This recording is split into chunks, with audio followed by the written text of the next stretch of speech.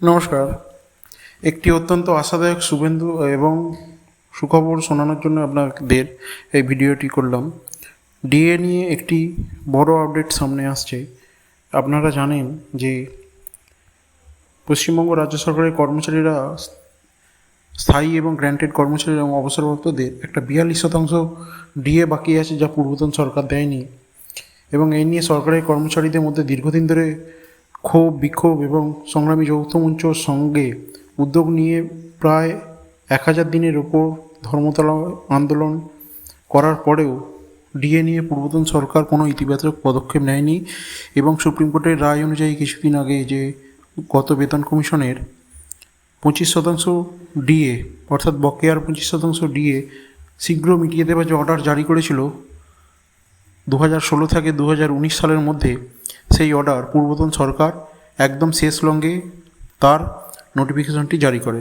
কিন্তু সেখানে অবসরপ্রাপ্ত কর্মচারীদের মধ্যে যাদের টাকা ঢুকে গেছে এবং গ্রুপ ডি কর্মচারীদের মধ্যে যাদের টাকা ঢুকেছে, সেখানেও দেখা গেছে যে হিসেবে প্রচণ্ড গরমিল আছে। অর্থাৎ কারোর পাওনা যদি 1 লাখ টাকা হয়, তাকে দেওয়া হয়েছে 45 থেকে 50,000 টাকা, এবং কিন্তু তাদের হিসেবে বলেছে 100% দেওয়া হয়ে গেছে।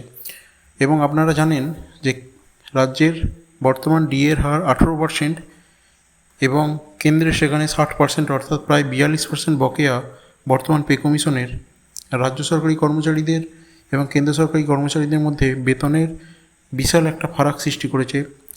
সেই ফারাক মেটাবার জন্যই একটি অত্যন্ত আশাব্যঞ্জক এবং সুখবর শোনা যেতে চলেছে বলেই আমার বিশ্বাস। আগামী 22শে জুন আপনারা জানেন যে রাজ্য বাজেট আছে।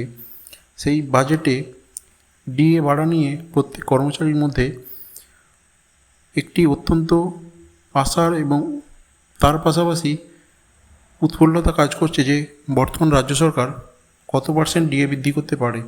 তো চলুন সেই বিষয়ে খবরটা নিই। কয়েকটি পোর্টালে কী কী লিখেছে সেটি একটু জেনে নেব এবং নিজের অ্যানালিসিস করব। দেখুন, এখানে লিখেছে জুলাই মাসে কি বাড়তে চলেছে পশ্চিমবঙ্গ সরকারি কর্মীদের বেতন। ডিএ বৃদ্ধি নিয়ে জল্পনার মাঝে সরকারি কর্মচারীদের নজর নবান্নের দিকে। এখানে বলেছে, দেখুন, পশ্চিমবঙ্গের সরকারি কর্মচারীদের মধ্যে ফের জোর চর্চা হচ্ছে বেতন নিয়ে। বর্তমানে রাজ্য সরকারি কর্মচারীরা প্রায় 42% কম ডিএ পাচ্ছেন। এখানে আপনারা কিন্তু জানেন গত রাজ্য সরকারি কর্মচারীরা গত সরকারের শেষ সময়ে 4% ডিএ ঘোষণা করেছিল।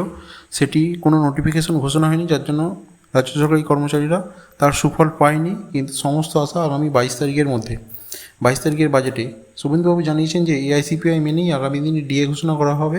শুধু তাই না, রাজ্য সরকার ইতিমধ্যে নীতিগতভাবে 7th পে কমিশন গঠনের অনুমোদন দিয়েছে।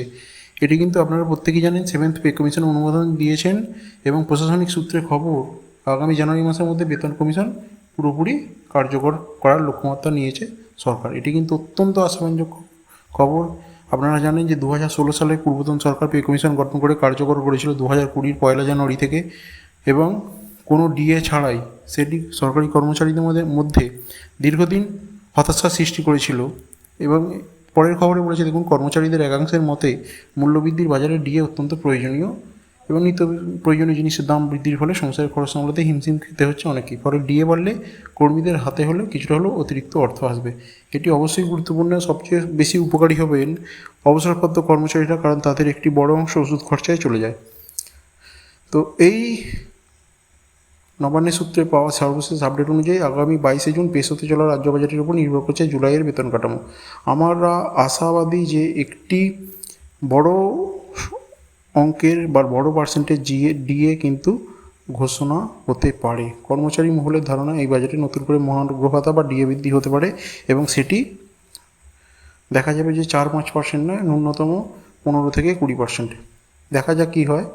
এবং যদিও এখনও পশ্চিমবঙ্গ সরকারের তরফ থেকে ডিএ বৃদ্ধির কোনো সরকারি ঘোষণা হয়নি, তবে আশা করা যাচ্ছে যে কেন্দ্রীয় সরকারি কর্মীদের মহার্ঘ ভাতা বৃদ্ধির সম্ভাবনা ঘিরে রাজ্য কর্মীদের মধ্যে জল্পনা বাড়ছে এবং সেটি অত্যন্ত ফলদায়ক বলেই মনে করা হচ্ছে। তো দেখা যাক, ডিএ নিয়ে যদি লেটেস্ট কোনো আপডেট আসে অবশ্যই জানিয়ে দেব। এরকম ভিডিও আরও পেতে চাইলে অবশ্যই চ্যানেলটি সাবস্ক্রাইব করে রাখবেন। ধন্যবাদ।